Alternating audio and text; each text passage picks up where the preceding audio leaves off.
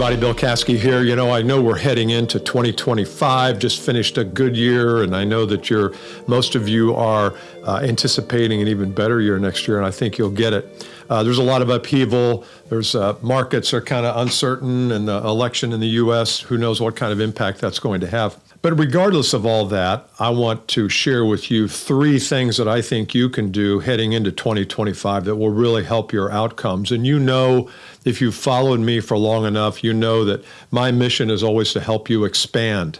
It's to help you take your talent and your skills, God-given, worldly accumulated, however you've gotten that talent and skills, and go out and structure that talent in a way that allows you to make money. And that goes for salespeople, VPs of sales, CEOs. Because, you know, in marketing, we're always putting something out there in hopes that somebody will pay us for it. Whether it's, again, coaching, SaaS product, doesn't matter. And so how are you positioning that thing that you're putting out there? And if you're positioning it right, people will give you money because they'll say to themselves, you know, the money I'm giving pales in comparison to the value that you're going to bring me. If they don't give you money, you got a problem. So this year, I think as you communicate your message, you've got to understand the role AI is playing in all of this.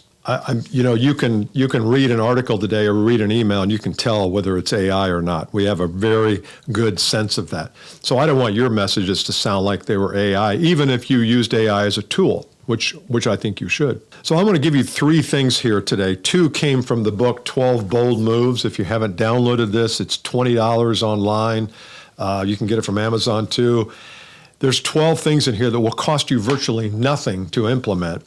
2 of the things I'm going to share with you today came from that book. 1 did not. So here we go. Number 1 thing you can do in 2025. I think you can think roadmap. I want you to start thinking more in an A to B fashion. Point A is where your customer is now, in pain, have problems, have dilemmas, don't know how to get to the promised land. B, promised land. Promised land. It's the ultimate. It's the transformation. It's where your customer wants to get. So A to B thinking. So when you go into a prospect, I'm okay if you find out what the problem is. We've been talking about that for years. Find the pain, find the pain, find the pain. But that ain't all there is to it. And in business to business, they may not be comfortable telling you the real pain. They will be comfortable telling you where they want to go. So I want you to start thinking A to B. The second part of that is you got to build a roadmap. Do you have a roadmap? Do you have a schematic, a visual thing that will help them see that you are the best in the world at taking people from A to B? You are unique. Your story is unique. Your value is unique. Your solution is probably unique. Are you able to communicate that? If you're not, you get commoditized. If you're not willing to do the work to develop the roadmap and to really sit down in 3 hours' time and work through it, or have somebody help you work through it, you'll be commoditized. You'll look like everybody else. And you may be okay with that. If you sell a commodity product at a commodity price, cheap price, what do you care? You know, just go out to the marketplace and say, I'm low price. I don't like that, but if that's you, that's you. Number 2, I think you should be highlighting customer success stories. There's nothing AI about a customer success story. If you come out to me and I'm a client of yours and I've reaped amazing rewards from working with you, come and interview me. Come and ask me on video like this. Come and ask me, hey, what did you get out of this? What was life like? What happened? What's life like today? Use customer successes as your currency to generate more customers. We don't do that enough. I was talking to a brand new client the other day. I said, how many people have you served over the last 10 years? He said, probably about 500 in the Midwest, Great Lakes area. And I said, well, how many video testimonials do you have on your website? Because I had not seen them. I looked. I knew he didn't have any. He said, none. And I shook my head. I said, why? He shook his head even more vehemently. He said, I don't know. I don't know why. We just haven't gotten them. He said, that's a mistake, isn't it? I said, yeah, it's a huge mistake because it's an asset. You've already done the work. You've already worked with a client, getting them an amazing result. So the next step, the next logical, and the last step is have them give voice to that. So I want you to highlight customer successes with your product. Don't make it just a shill where you're just talking about how great you are. You should never be telling someone how great you are. Let the client do that. but that would be my number 2. And the third bold move is for those of you who have cold calls or cold outreach, and maybe you make a call on somebody, cold call or outreach, and that you book a call sometime in the future. Between the time that you settle on the call and the appointment time and the time you run that call, I want you to create what I call a pre-call video. It's a pre-call video.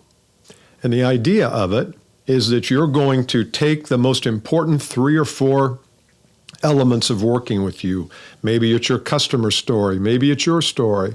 Maybe it's how you typically do business with new potential customers. Maybe it's the top 5 problems people have. Whatever the framework is, whatever the positioning is that you want this new potential customer to learn about, you put it into video format. Script it out, write it out, shoot videos, edit. You might have to shoot them several times if you're not used to shooting video. Like in these videos, I have these are my notes right here. I've got 3 things.